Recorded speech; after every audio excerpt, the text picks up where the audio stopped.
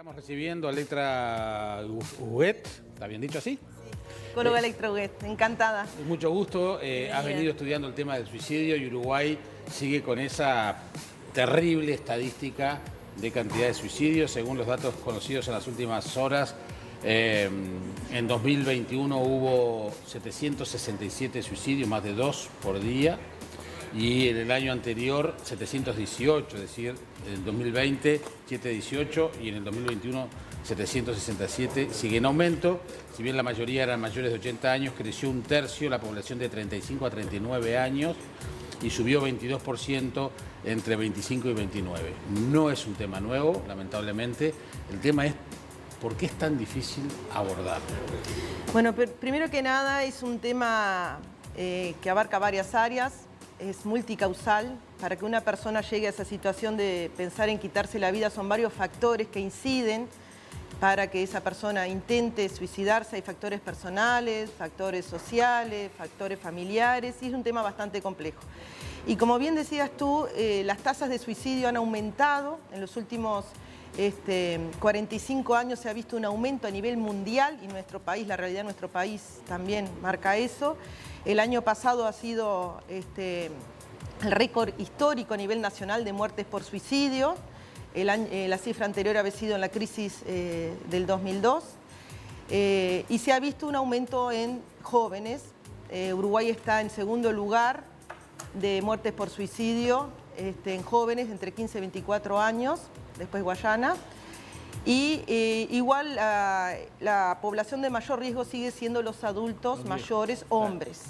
Siempre hay más porcentaje, el 80-82% de los casos que se suicidan son hombres por el método que utilizan y son de pedir menos ayuda profesional, y las mujeres un 20%, 18%, porque intentan más bien con psicofármacos y muchas veces pueden ser salvadas a tiempo. ¿Por qué? ¿Cuál es el método más frecuente en hombres? En hombres el ahorcamiento en primer lugar y en segundo lugar el arma de fuego. Claro. Y en personal militar y en personal policial es más frecuente el arma de fuego porque por supuesto tienen más facilidad de acceso, ¿no? Más jóvenes trabajan. Y jóvenes en el ahorcamiento. Esta semana justamente estuvimos hablando con el sindicato policial la semana pasada que reclamaban por el aumento y las graves hubo 13 cifras en 24 semana. horas. Sí. Impresionante. ¿Cómo se explica también, ¿no? A nivel social, psicológico, la presión y lo que sienten los policías que toman esas decisiones? Como te dije, es multicausal, son varios factores personales, familiares, sociales, y no es que la persona no quiera seguir viviendo, es que no quiere seguir viviendo de esa manera. Se le dice que tienen como una visión de túnel, donde no ven salida a sus problemas, y la única salida para dejar de sufrir es la muerte. Y una de las cosas que nosotros como profesionales de la salud tenemos que hacer es justamente tratar de sacarlo de esa visión de túnel y que vea que lo único que no tiene solución es irreversible, es la muerte. Electra, hay una suerte de preconcepto que es el que anuncia que se va a suicidar, perro que ladra. Es un mito. No muerde, y sin embargo no lo entendemos como él está pidiendo ayuda. Justamente está bien esa pregunta, está bueno que saques ese tema porque es un mito bastante frecuente que quiere llamar la atención, el que se quiere matar no lo avisa y la realidad muestra todo lo contrario. De cada 10 personas que se quitan la vida, 8 lo habían manifestado de alguna manera. A través de lo verbal, de su comportamiento, de lo verbal, plantean, bueno, la vida no tiene sentido, no quiero vivir más así, o directamente me voy a matar, lo dicen me voy a matar, quiero dormir y no despertar, o a través de su comportamiento empiezan a aislarse, empiezan a aparecer síntomas, por ejemplo, de la depresión. Es muy frecuente, no todas las personas que se suicidan sufrían de depresión, pero sí un alto porcentaje. Tener un trastorno psiquiátrico es un factor de riesgo para el suicidio. Y bueno, lo manifiestan de alguna manera. Entonces, si nosotros podemos detectar cuáles son las señales de alerta, podemos prevenir. Eso es una cosa importante, ¿no? Todos podemos prevenir y salvar vidas, no solamente las personas que nos dedicamos a la salud mental, podemos ayudar, que por supuesto los médicos y los psiquiatras son los que van a hacer los tratamientos, pero todos, desde nuestro lugar, podemos colaborar para ayudar a alguien que esté en situación de riesgo. Electra, el suicida, ¿es un instante o es un proceso? Es un proceso destructivo. La persona empieza a pensar en la posibilidad de no vivir más. Puede empezar con ideas de muerte o ideas suicidas. Después aparecen los intentos de autoeliminación hasta que después pasa el acto, digamos, y concretar el hecho. Entonces, es un momento pico donde la depresión, claro, o ese túnel que decís tú... Sí. Lleva un proceso que va pasando por distintas etapas, por 3 etapas, hasta llegar. Por eso se puede prevenir, porque si uno puede detectar esas señales de alerta, que la persona se aísla, no se integra, por ejemplo, si tiene consumo de sustancia empieza a aumentar el consumo de alcohol o de otras drogas, si tiene ya un intento de autoeliminación previo es un factor de riesgo fundamental, o tener algún trastorno psiquiátrico y no estar haciendo tratamiento es un factor también de riesgo. Siempre tenemos que evaluar y ver factores de riesgo y factores protectores, porque así como están los factores de riesgo, también existen los factores protectores que tenemos que potenciar. ¿Qué son? Y, por ejemplo, tener una familia que te apoye, que haya un diálogo, comunicación, que la persona esté integrada a la sociedad, que si un adolescente, por ejemplo, está estudiando es un factor protector, si no consume drogas también es un factor protector. Y sumá lo que decía Jaime, por ejemplo, que es el perro que ladra no muerde, ¿no? Llamar la atención también, ¿no? Victimizarse, el intento de suicidio que no se concreta para llamar la atención a nosotros. La idea no es suicidarme, la idea es que me den pelota, ¿no? O sea, pero eso en realidad es un mito.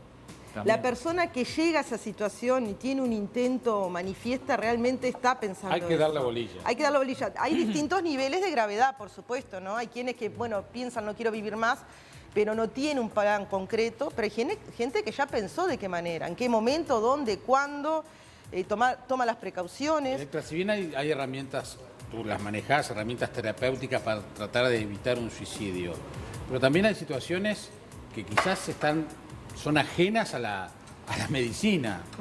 No tener trabajo, sí, un factor tener deudas.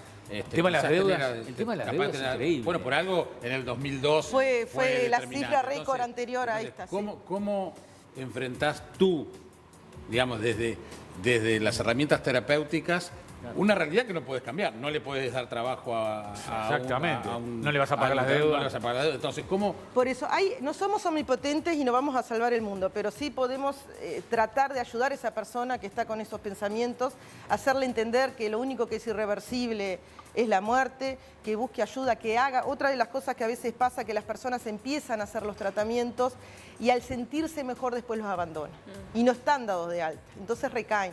Tal mejor por la medicación, por la terapia y a veces dejan. Pero la realidad y hay social... que tratar. Bueno, la realidad social escapa de nosotros, pero tenemos que tratar de apoyarlos a que hay otras salidas, de que... Lo que pasa es que si yo le digo a una persona, anda con Electra, que te va a ayudar, está fenómeno. Pero la realidad, el problema económico pero no consigo lo va a trabajo, tengo 50 y pico de años y no consigo bueno, trabajo. pero tratamos de potenciar los factores protectores. De repente no tiene trabajo, pero tiene una familia unida, tiene hijos sanos, tiene un montón de cosas por el cual motivar a seguir viviendo, ¿no? Claro. Luchar y empezar. Lo primero es tratar de que la persona se sienta mejor, porque la persona que está en esa situación está sufriendo.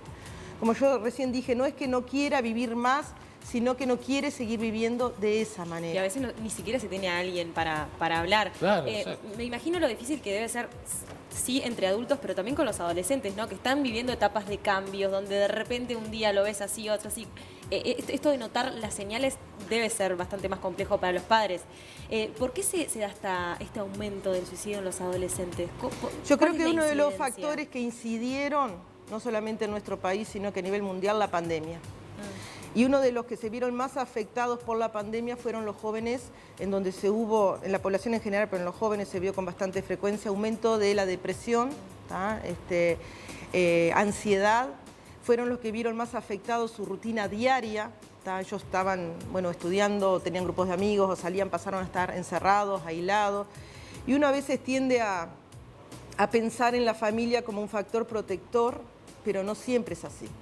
A veces hay realidades que muestran que la familia muchas veces pueden ser un factor de riesgo. Claro. Donde hay familias donde hay situaciones de violencia, de abuso, de maltrato, adicciones, negligencia. Entonces, la pandemia también, que hacía que nosotros quedáramos encerrados para poder cuidarnos, ¿no?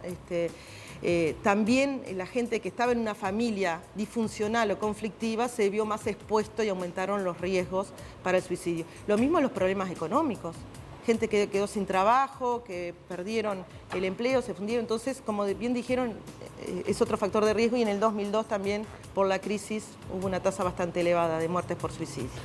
Hemos escuchado cada vez con mayor frecuencia que la reacción de muchos jóvenes no sé si a la autoeliminación, pero sí, digamos, como resultado del vínculo con las redes sociales, ¿no? ¿Eso por qué se da? También está el ciberbullying, ¿no? El hostigamiento a través de Internet, y el bullying también es un factor de riesgo característico de esa etapa evolutiva, tanto en la infancia como en la adolescencia. Y sí, hay que tener cuidado del uso que le damos a las redes, ¿no? Dónde la gente, los adolescentes entran, qué hacen con eso. Una de las cosas que se ha visto que ahora en las redes publican muchas veces frases o imágenes o fotos manifestando de cómo se están sintiendo, y es también como una pedida de ayuda, ¿no? Digo, transmitiendo de cómo están. Pero también, ¿no?, se toma ideas, creo que por ese lado también viene Jaime, ¿se toma ideas de otros? ¿O se pueden ver influenciados por ciertos contenidos? Ese es otro mito. Hablar del suicidio no incentiva a nadie a que lo haga. La persona que ya tenía esos pensamientos, no es porque hable con otro me va a venir la idea, ¿no? Justamente... Acordate que en los medios no informábamos. Claro, pero había un es suicidio un tema... de alguien conocido, claro, y no lo podíamos... es un tema que hay que tener cuidado de cómo se lo plantea. Cada vez que uno plantea ese tema tiene que tratar de dar líneas de ayuda, a dónde acudir. Hay un teléfono que voy a aprovechar para pasarlo, que es del Ministerio de Salud Pública. Más sencillo el teléfono. ¿Cómo? Más sencillo el teléfono, Electra. Es complicado el número, no te lo acordás. No se puede poner un número más. La línea de vida de esa, la de 0800-0767 del Ministerio de Salud Pública, que es la única que hay a nivel podrá nacional. poner un número más fácil de recordar. Estaría bueno. Sí, o parece? asterisco 0767, que es la misma línea, que se puede llamar de teléfono fijo o de celular. Más fácil. Pero sí, yo creo que hay muchas cosas para hacer. Lamentablemente las cifras siguen en aumento. Igual, como les dije, los hombres mayores son la franja etaria de mayor muertes por suicidio, pero los jóvenes van en aumento y es preocupante. Mucho viejo, Electra, mucho viejito, ¿no?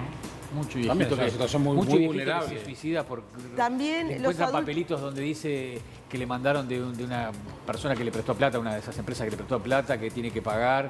El viejito, como decís vos, ve el túnel, no ve salida y opta por... También acceden menos a los centros de salud a pedir ayuda profesional, se les dificulta está más. Como vergüenza también. Y está toda la estigmatización sobre el suicidio. Y está reconocida por parte de las autoridades que también a nivel después de la ley de salud mental, no se ha instrumentado en forma correcta. Falta política, ¿no? Sí, pero bueno, seguramente seguiremos conversando de estos asuntos. Ahí tenemos la línea vida, 0800-0767, es verdad. Quizás hay otro número más fácil de memorizar. Es un momento horrible, un momento espantoso, un momento de una tensión. Me imagino que es muy fácil de olvidarte de eso, ¿no?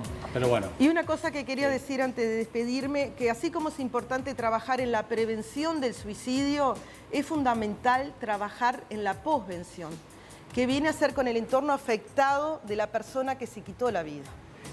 ¿No? Si un amigo, un familiar, un compañero de trabajo, mi hijo, mi esposo, mi madre se suicida, uno pasa a hacer un proceso de duelo con características muy particulares y es una situación traumática. Entonces no podemos dejar de lado de brindar ayuda a las personas sobrevivientes, se le dice del suicidio, que es el entorno afectado. Por cada persona que se quita la vida hay un promedio de 6 personas afectadas de su entorno que pasan a ser población de riesgo. Y qué es distinto al duelo de una muerte convencional. Exactamente. Y cuando se trata... Perdón, que te interrumpí. Y cuando se trata de personas jóvenes, cuesta mucho más procesar el duelo. De un niño, de un joven, un adolescente, una persona de 16 años, y más si fue por suicidio, genera mucha culpa, muchos cuestionamientos de, ¿no? Por eso digo que es otro tema relacionado, pero que da bueno para seguirlo y invitarte de nuevo. Gracias por venir. Encantada y bueno, muchas gracias por esta oportunidad. Que pasen bien. Chau, chau.